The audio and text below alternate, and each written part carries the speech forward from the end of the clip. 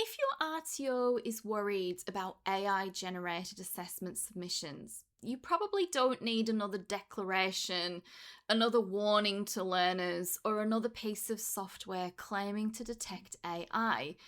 You need to know which assessments are most vulnerable, why they're vulnerable, and what you can realistically do to improve them.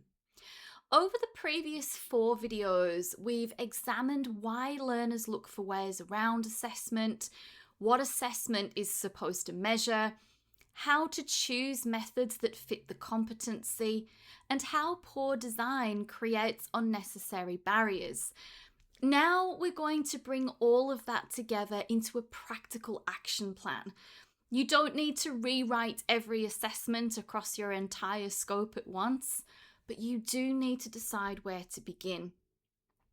Now, this is the final video in my 5-part series on what RTOs can actually do in response to AI-generated assessment submissions. Now, if you haven't seen the previous 4 videos, go back and watch them before returning to this one, because then this will make a whole lot more sense to you. Now, this series hasn't been another series about AI detection software or catching students cheating or adding another declaration to an assessment task. Throughout this series, I've wanted to help your RTO take back control of its assessment system. Too many RTOs have been led to believe that buying a mapped assessment resource means somebody else has already done the hard thinking for them. Increasingly, those resources are also being produced using AI, and some of what's been sold to the sector, it's just not good enough, guys. Now, by the end of this video, you will have a practical action plan for identifying your most vulnerable assessments and redesigning them so that they're more authentic, more accessible, and much better at measuring competence. You don't need an enormous budget, and you don't need to keep placing blind faith in commercial assessment resources. You need to understand what good assessment design looks like so that your RTO can make informed decisions about its own assessment system and properly evaluate anything it chooses to buy. So, let's begin with what you should already have by this point in the series. So after video 1, you identified assessments that may be vulnerable to AI and other forms of substitution. You looked for large written assessment tasks, generic questions, repetitive tasks, and evidence that could be produced without meaningful participation in training. After video 2, you selected one task and examined what it was actually measuring. You distinguished between the intended competency and the reading, writing, digital, or other demands introduced by that assessment format. After video 3, you identified a more suitable method. You considered whether the learner should perform, communicate, make decisions, produce an authentic workplace document, or answer targeted questions connected to something that they'd actually done. And after video 4, you conducted a barrier review. You separated the essential capability from the unnecessary demands created by the assessment and considered what could be designed accessibly for everyone. You now have more than a collection of opinions about AI. You have the beginnings of a repeatable assessment review method. So, let me take you through the steps that you need for your action plan.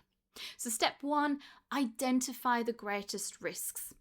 The first step in your action plan is to identify where your RTO faces the greatest assessment risk. Please don't begin by announcing that every assessment tool needs to be rewritten, because that approach will just completely overwhelm your team. It will consume resources, and it's probably going to result in rushed changes that are just going to create new problems, okay? Begin with evidence that's already available within your RTO. Look at where you've identified suspected AI use, plagiarism, identical submissions, unusually generic answers or sudden changes in learners' writing. Then look beyond confirmed misconduct. Which assessment tasks generate the most learner questions, complaints, resubmissions, or requests for additional support? Which tools require trainers to provide lengthy explanations before learners can even begin to understand what they're supposed to do? Consider where assessors are making inconsistent decisions or relying heavily on model answers. Look for tasks that create extensive marking without producing particularly useful evidence. You should also consider the consequences of an unreliable assessment decision. A vulnerable assessment attached to a high-risk occupational capability may need more urgent attention than a weak task with lower potential consequences. Your priorities should reflect both the likelihood that the assessment will produce unreliable evidence and the impact of making the wrong competency decision. Step 2, review the measurement. For each priority task, define what the assessment is supposed to measure. Identify the performance, knowledge, the foundation skills, the conditions that all need to come together. And then compare those requirements with what the learner is currently being asked to produce. If the unit requires practical performance, but the assessment relies largely on written explanations, record that misalignment. If the learner needs to interact with another person, but the task involves describing an imaginary conversation, identify what evidence is missing. If the task adds extended writing, unnecessary digital competency, or other foundation skill demands, record those as well. The purpose is to understand why the assessment is vulnerable and whether it creates a distorted measurement of competence. Now, this gives you a much stronger basis for redesign than simply deciding a question's too easy for ChatGPT to answer, right? So step 3, choose a better method. So the third step is to select an assessment method that fits the capability. Practical performance should generally involve observation or other credible evidence of the learner doing the work. Communication should involve genuine interaction, while decision-making should require the learner to interpret information, select a response, and to explain their reasoning. Written assessment should be used where writing is genuinely part of the occupational performance or where it's an appropriate way to gather particular knowledge. It shouldn't remain the default because it's the easiest format to upload and mark. Knowledge can be assessed through a combination of methods. Targeted written questions may still be useful, but knowledge can also be explored through verbal questioning, demonstrations, and realistic scenarios. The aim isn't to remove knowledge assessment, it's to connect knowledge with application wherever possible and stop treating the reproduction of information as proof of competence. Step 4, design for access. The fourth step is to examine the barriers created by the assessment. Identify which reading, writing, communication, oral communication, numeracy, digital, physical, sensory, processing, all of those demands, which ones are actually essential to competency. Then identify which demands exist only because of the method or format that's been selected. Remove unnecessary complexity from the instructions.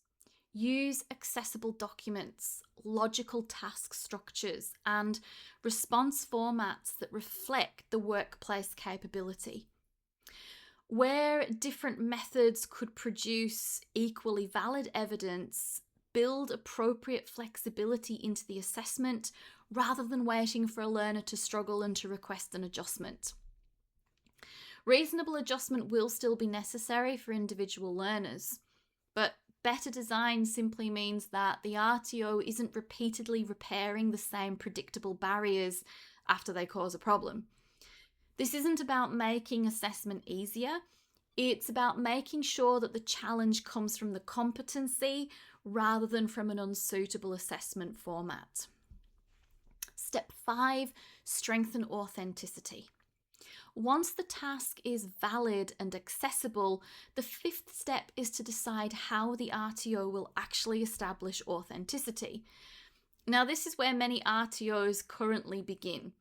They add declarations, detection tools, and restrictions before examining whether the assessment method is actually suitable. Authenticity controls need to support good assessment design. They can't compensate for poor design. Now, where appropriate, use interaction between the learner and the assessor. Observe the learner performing. Ask follow-up questions about decisions, and connect submitted products with something the learner has done or discussed.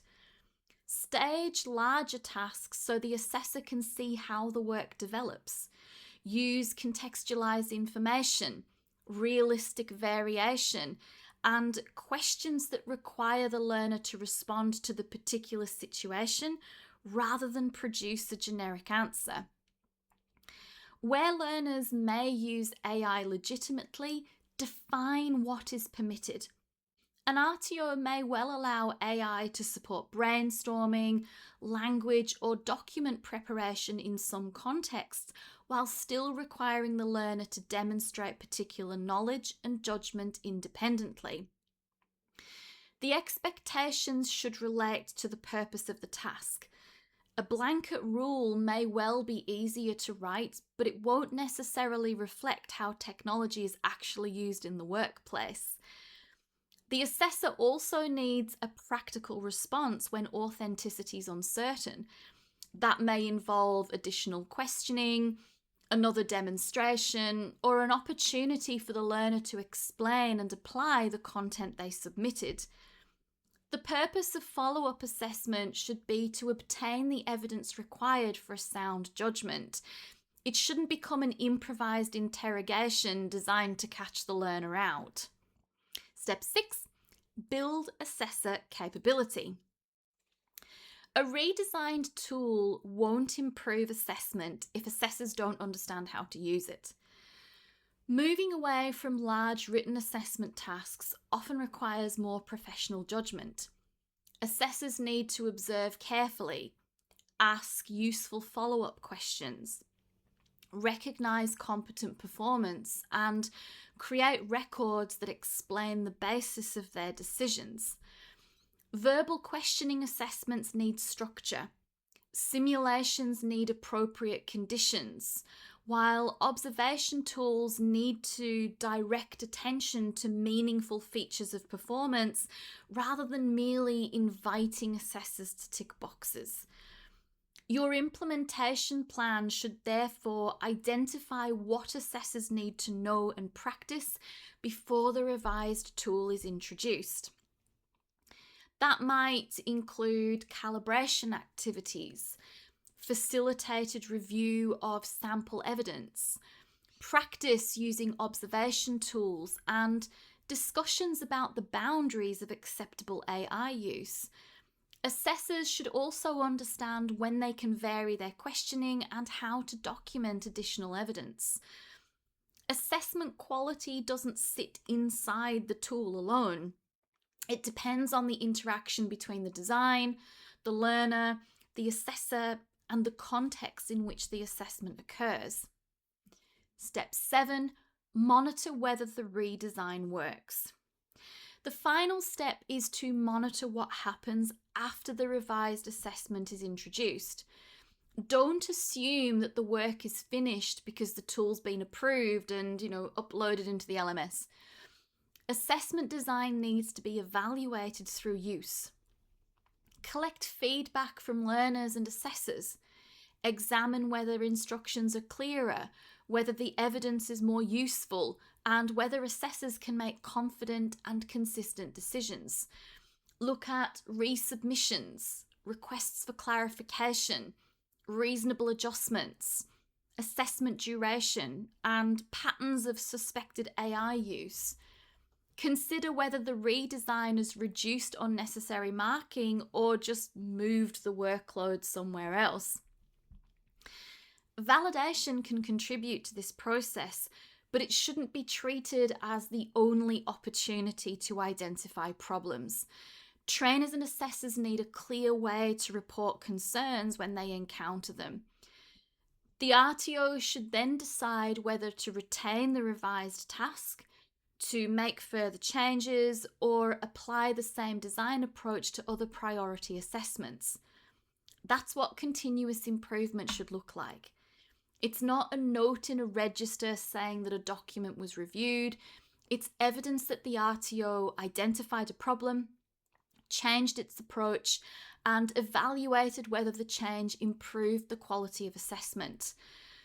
So your assessment redesign action plan now has 7 parts. First, identify the assessments carrying the greatest risk. Second, define what each task is actually supposed to measure. Third, choose methods that align with the required performance, communication, decision-making, and knowledge. Fourth, remove unnecessary barriers while protecting the essential standard. Fifth, build appropriate authenticity measures into the assessment. Sixth, prepare assessors to use the redesigned tool consistently and to exercise professional judgment. Finally, monitor what happens after implementation and use that evidence to determine what should happen next. This is a manageable process because you can apply it in priority order. You don't have to repair your entire assessment system at once. Choose one high-risk qualification, one unit, or even one particularly vulnerable assessment task. Use the process, learn from it, and then apply it elsewhere. Now, this action plan doesn't require you to throw away every commercial resource you've ever purchased. Some tools may be suitable. Some may need relatively minor changes, while others may require substantial redesign. There'll also be tools that shouldn't continue to be used simply because the RTO's already paid for them. Continuing to invest staff time in poor resource won't recover the original cost. Classify each priority tool according to what needs to happen. It might be retained, amended, supplemented, substantially redesigned, or maybe even replaced. A written task may only need targeted follow-up questioning. A generic project might be contextualized around an authentic workplace outcome. A weak observation checklist may need clearer performance indicators and better recording prompts. An enormous assessment task may need to be dismantled and replaced with a combination of more appropriate methods. Make the decision based on the quality of evidence, not on how professionally the resource has been packaged. And I have a little message for the resource providers in this too. I really hope that they're paying attention to this conversation. Commercial assessment resources influence practice across the entire vet sector. When one poorly designed tool is sold to hundreds of RTOs, its problem affects thousands of learners, trainers, and assessors. The sector doesn't need assessment products containing more pages, more questions, and more generic templates. It needs resources designed by people who understand competency-based assessment, instructional design, foundation skills, accessibility, and authentic workplace performance. Using AI to produce more content more quickly isn't innovation if the underlying assessment design remains poor. It simply allows poor practice to be reproduced at a greater scale. If resource providers use this process to improve their products, brilliant. Better commercial resources will help RTOs and learners right across the sector. However, RTOs can't place blind faith in a product because it contains a mapping document or claims to be compliant. They need enough internal capability to evaluate what they're buying and enough confidence to ask difficult questions when a resource isn't suitable. You can outsource development work. You cannot outsource your professional judgment or your responsibility for assessment quality. Your action plan should also identify whether your RTO has the capability and capacity to complete this work. Assessment design is specialist educational work. It requires more than copying unit requirements into a mapping document or prompting AI to generate questions. A capable assessment designer needs to understand what's being measured, how foundation skills affect the task, which methods can produce valid evidence, and how assessors will apply the tool in practice. Now, your RTO may already have people who can do this work, but they need time, structure, or professional development. Your team may understand the industry extremely well, but they need support translating occupational capability into suitable assessment. Alternatively, you may need an external assessment designer to help review priority tools, facilitate redesign, or build the capability of your internal team. Seeking help doesn't reduce your RTO's ownership of its assessment system. Done properly, it should strengthen that ownership by helping your team understand the decisions being made. What matters is that you don't continue using unsuitable assessment because nobody feels confident enough to challenge it. So, to wrap all this up, AI did not break vet assessment. It exposed weaknesses that were already there. It exposed our reliance on generic written questions.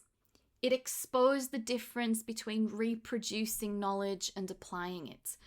It exposed how easily polished language can be mistaken for competence. It also exposed how much trust RTOs have placed in externally produced resources without always having the capability to evaluate them. That creates a challenge, but it also creates an opportunity.